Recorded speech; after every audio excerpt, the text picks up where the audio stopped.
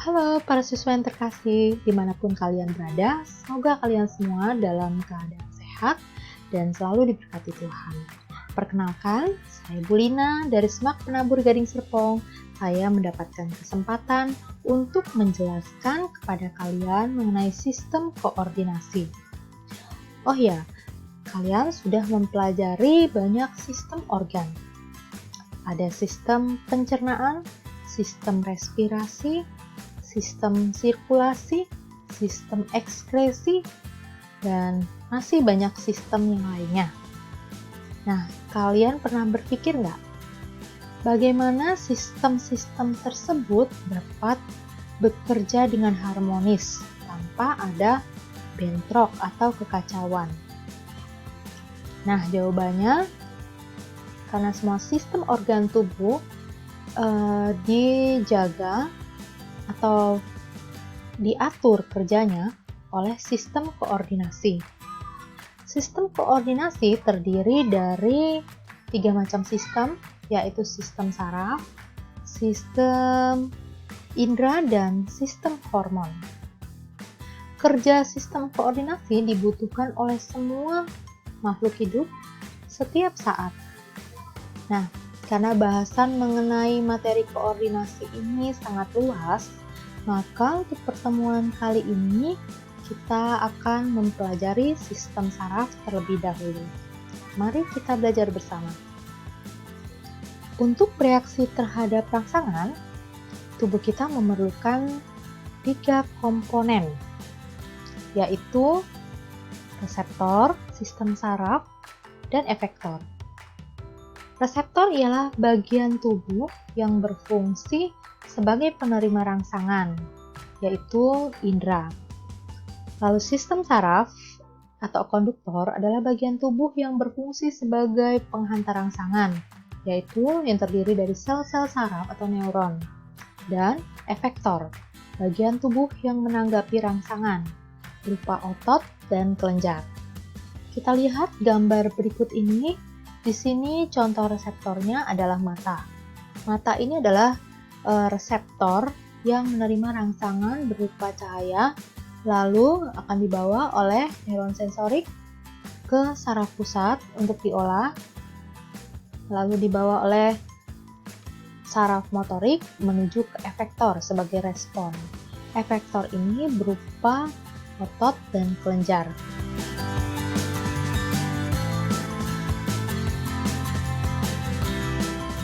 Neuron ialah unit struktural dan fungsional dari sistem saraf, memiliki kemampuan rangsangan yang kuat dan tidak mengalami pembelahan.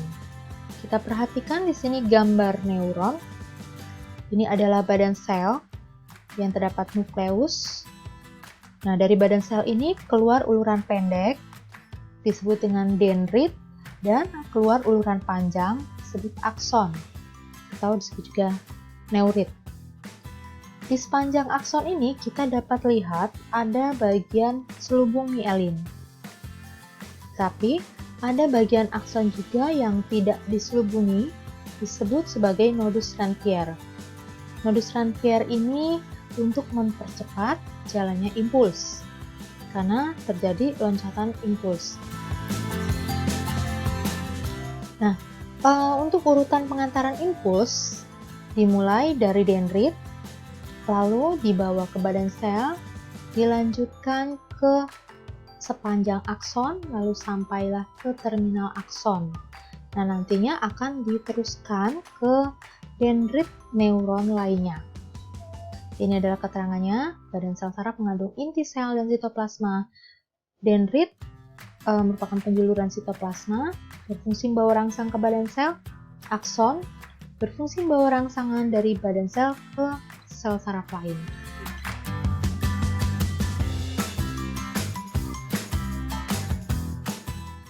Neuron ada bermacam-macam. Berikut ini adalah macam-macam neuron berdasarkan jumlah uluran. Neuron unipolar berarti memiliki satu uluran yang timbul dari badan sel. Ini satu uluran itu ya. Terdapat pada hewan tingkat rendah. Lalu neuron bipolar, artinya dari badan sel ini keluar 2 uluran satu berupa uluran berupa dendrit, yang satunya berupa akson. Terdapat pada retina, koklea, dan epitel olfaktori. Lalu neuron multipolar yang biasa kita lihat gambarnya seperti ini. Dari badan sel keluar banyak uluran, yaitu berupa banyak dendrit dan akson. Biasa terdapat pada neuron motorik. Berikut ini adalah macam-macam neuron berdasarkan fungsinya. Ada neuron sensoris atau neuron indera yang fungsinya bawa impuls dari reseptor ke pusat saraf. Lalu neuron motoris membawa impuls dari pusat saraf ke efektor. Neuron konektor menghubungkan neuron sensoris dan neuron motoris. Nah, ini gambarnya. Neuron sensoris ini. Jadi dari membawa impuls dari reseptor ke pusat saraf. Lalu neuron motoris membawa impuls dari pusat saraf ke efektor.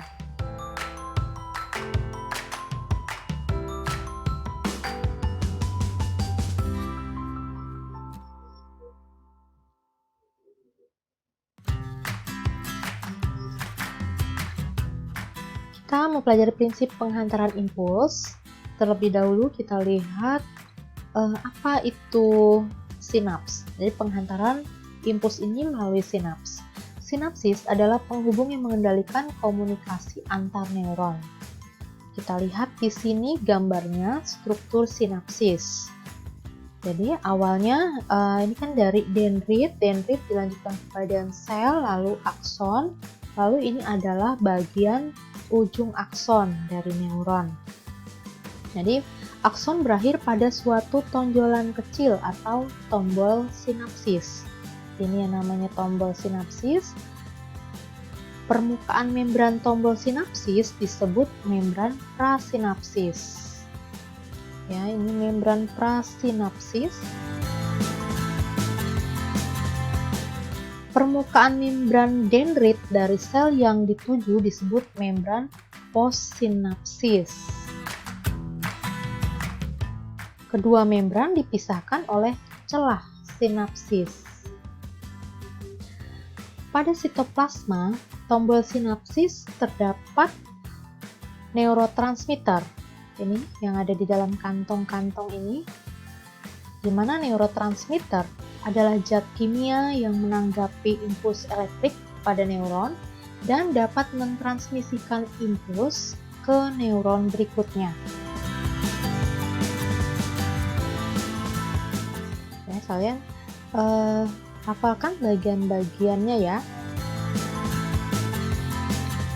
Sinapsis adalah penghubung yang mengendalikan komunikasi antar neuron. Jadi sinapsis ini adalah pertemuan antara ujung akson dari neuron yang satu dengan dendrit dari neuron yang lain. Jika impuls tiba di tombol sinaps, oh ya, sambil kalian mengingat lagi, kalau jalur penghantaran impuls itu dari dendrit, lalu dibawa menuju ke badan sel, lalu ke sepanjang akson, sampailah ke ujung akson, lalu sampailah di tombol sinaps ini. Ya, pada saat impuls saraf sudah sampai di ujung akson, maka ion kalsium masuk, menyebabkan vesikula sinapsis ini yang berupa kantung-kantung ini bergerak menuju membran prasinaps. Nah, perlu diketahui bahwa isi dari kantung-kantung ini adalah neurotransmitter, cairan komunikasi antar sel, misalnya asetilkolin. Ya, jadi akan melepaskan neurotransmitter ke celah sinapsis. Setelah itu nantinya akan menuju ke membran pasca sinapsis. Ini gambarnya, ion kalsium berdifusi ke tombol neuron, ke membran neuropossinapsis, karena di bagian membran posinapsis itu terdapat reseptor penerimanya. Lalu molekul neurotransmitter dilepaskan dan berikatan dengan reseptor membran posinaps.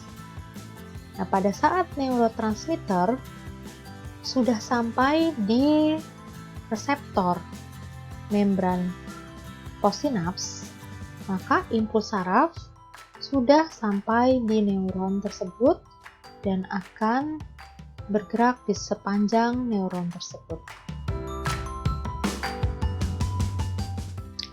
Oke, saya ulangi lagi mengenai penghantaran impuls melalui sinapsis. Jika impuls sampai di tombol sinapsis, maka vesikula atau kantong yang berisi neurotransmitter akan bergerak menuju ke membran prasinapsis, lalu akan keluar secara eksositosis melalui membran prasinapsis. Lalu keluarlah neurotransmitter menuju ke celah sinapsis, neurotransmitter menuju ke membran postsinapsis, lalu neurotransmitter tersebut menempel pada reseptor di membran postsinapsis sehingga impuls telah disampaikan ke dendrit sel saraf selanjutnya dan impuls bisa bergerak sepanjang neuron tersebut. Oke, demikian pembelajaran kita hari ini. Terima kasih atas perhatiannya. Kembangkan semangat untuk belajar. Jika itu kamu lakukan, kamu tidak akan pernah berhenti berkembang. Tuhan Yesus memberkati.